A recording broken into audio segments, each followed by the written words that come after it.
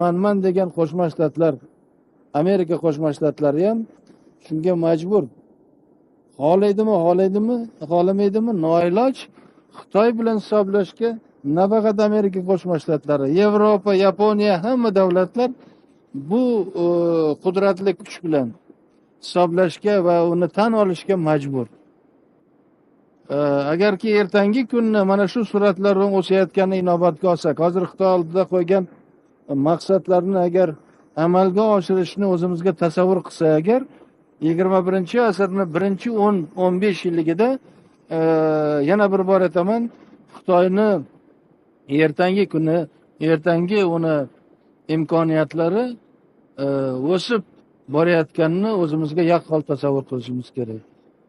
Yana bitta narsa, Xitoy bu Osiyoda eng qudratli, eng kuchli davlatlardan biri va bizaga qo'shni davlat. Mana Qirg'iziston orqali hamsoya bizaga.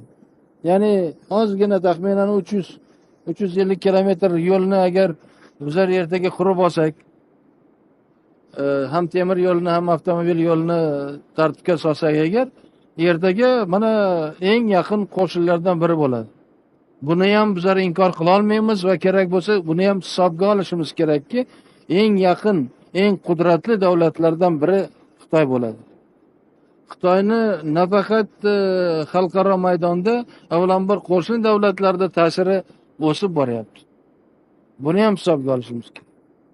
Ya'ni uni ta'siri shundan chiqyaptiki, uni kuchi, qudrati o'sishi bilan qo'shni davlatlar bu qudratli davlat bilan hisob-kitob qilish, uni tan olishga majbur.